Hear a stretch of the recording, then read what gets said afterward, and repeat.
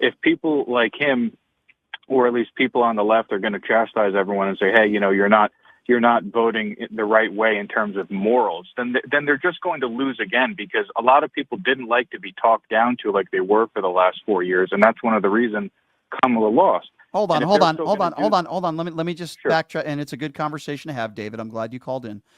You would agree with me that that's all that Donald Trump does. All that he does is talk down to people on religion, on race. So I understand your sentiment and what you're saying, but we also need to understand that the insulter in chief is Donald Trump, right? He's the guy who insults everybody. So if we're going to go along the lines of, well, Democrats just insult people when voting for, okay, that's one direction the conversation can go. But can we agree that Donald Trump is the guy, the leader of the free world, he's going to be again in less than a month, who insults everybody? He has nicknames for people that he disagrees with.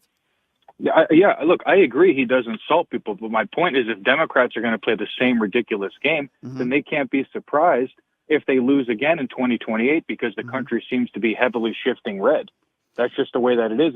And look, they did the whole white guys for Harris thing. I mean, that just emasculates men and makes a lot of men who aren't Harris supporters just feel dumb, and they're being talked to like talked down to by their wives. It's just a terrible strategy. And I don't see how Democrats still haven't figured this out yet. They have nobody to blame but themselves if they end up losing again. That's really all I have to say about that.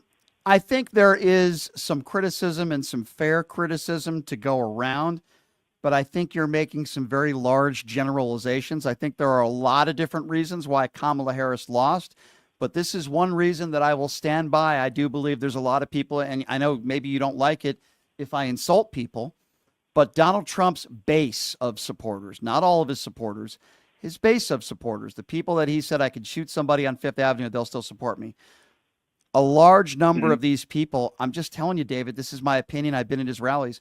They're very uneducated, ill-informed people. Now, do I think that prominent Democrats should call all MAGA supporters dummies? No, that's probably not a good strategy. I agree with you, but I'm a radio host. I'm not a Democrat. I don't represent any party, and I am telling you that a lot of people who voted for Donald Trump are idiots. Yes, I do believe that. His base of supporters are idiots. They're dumb, ill-informed people that buy their Trump Bibles. They think that he's a religious man. They think he's going to change everything for the better for the country. Many of them are bigots. They love what Nancy Mace did with, oh my God, a trans woman in a bathroom. But then when it comes to gun control or health care, in a bathroom. Okay, well, you're entitled to your opinion on that. But can you name me a situation or how it's affected you in your life where a transgender woman goes into a woman's bathroom and there was a sexual assault?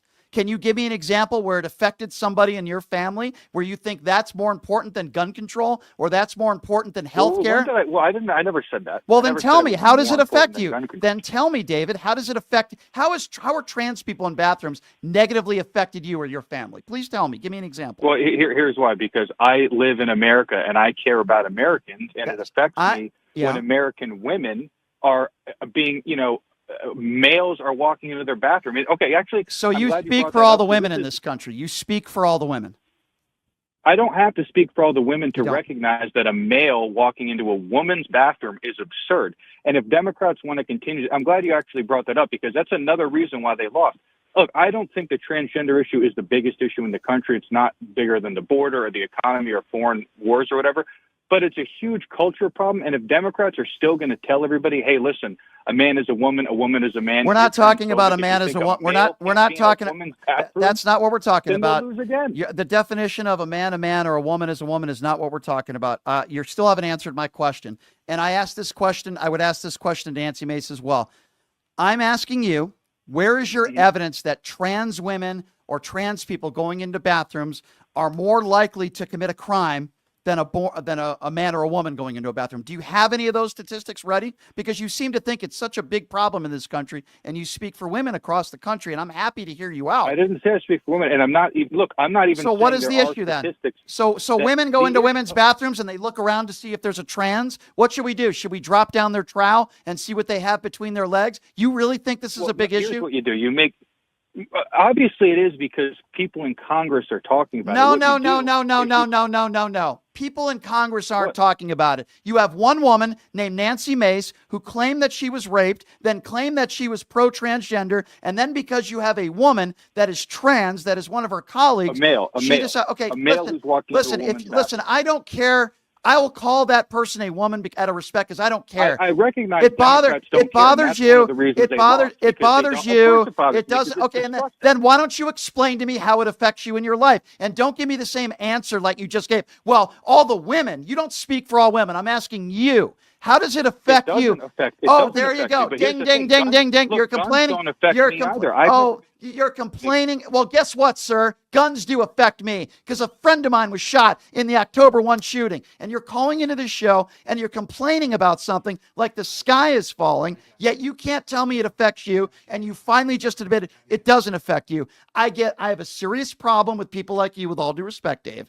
People like you that bark and complain about something that you think is this big issue. And then when I ask you, how has it affected you or members of your family? You say it doesn't affect you. Bingo. We finally got somewhere, my friend.